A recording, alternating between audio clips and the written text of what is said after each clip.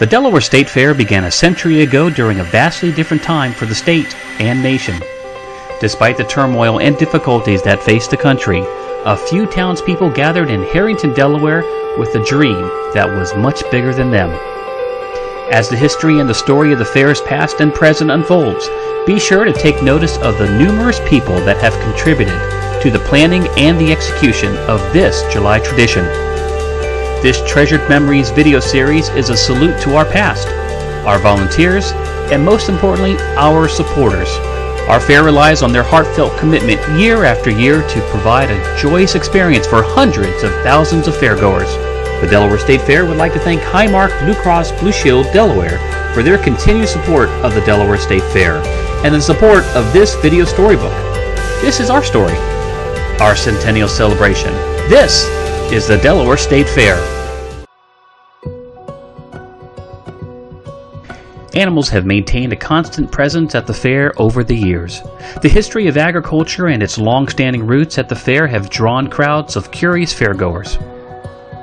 Casual attendees can choose to roam through the various barns on the grounds to see and learn about a variety of animals, including cattle, sheep, goats, swine, horses, and more. Livestock exhibitors, on the other hand, have specific goals to accomplish during the fair, and their animals are their priority for the month leading up to their shows.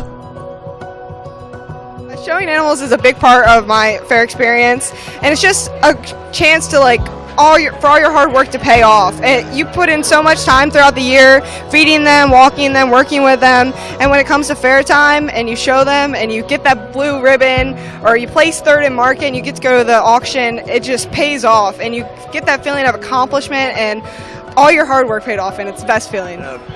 45 years ago we were showing sheep in a broken down chicken house with the roof hardly, when it rained, all the decorations fell on the sheep, and the decorations were crepe paper, red, white, and blue.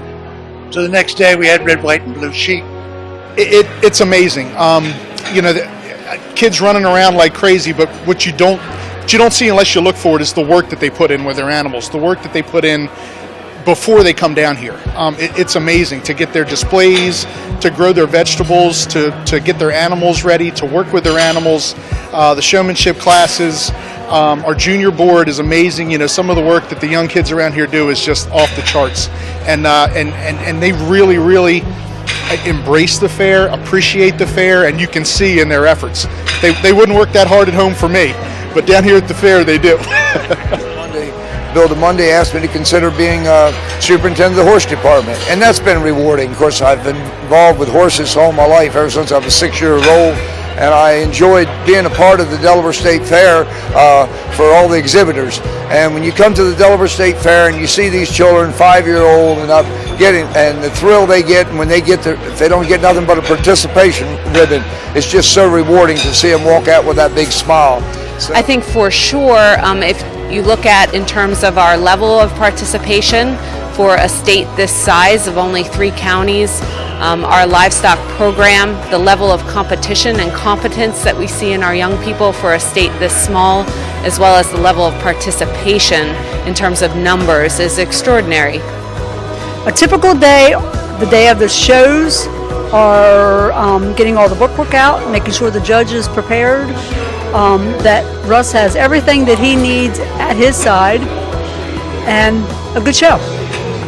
Numerous families who return to the fair each year have multiple generations represented, both in the show ring and as spectators, showing endless support.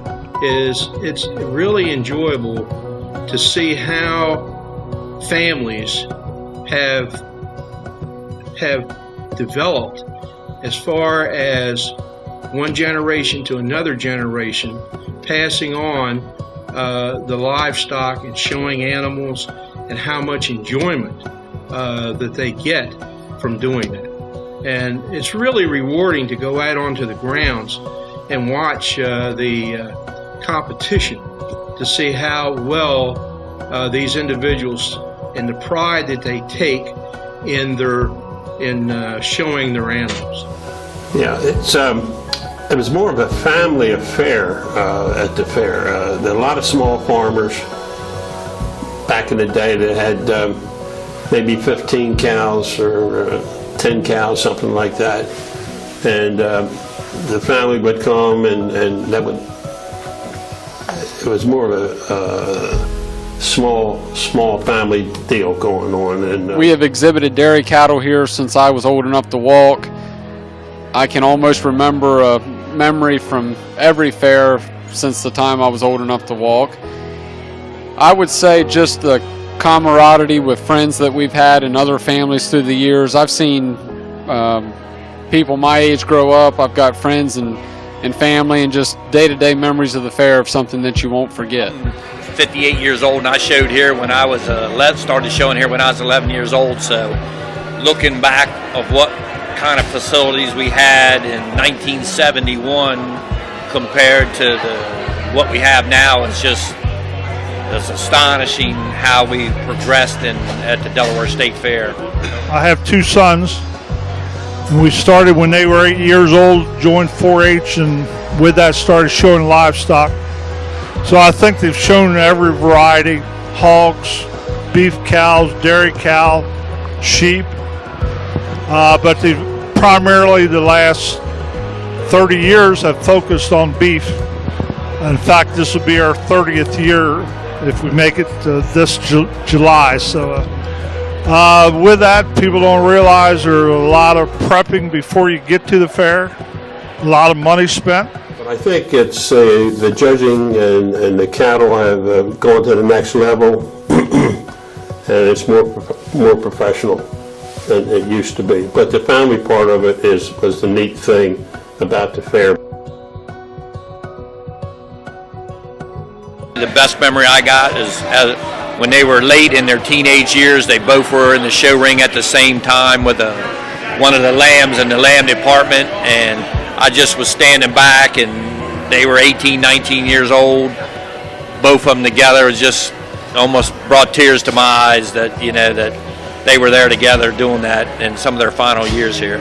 I have a lot of favorite memories, and probably one of the things that is probably at this point in my life and career that's most important to me or gives me the most pride or joy is seeing our young people that were young when I started with the livestock program now coming back as volunteers with children of their own is really rewarding, and really seeing them take ownership of that for the next generation.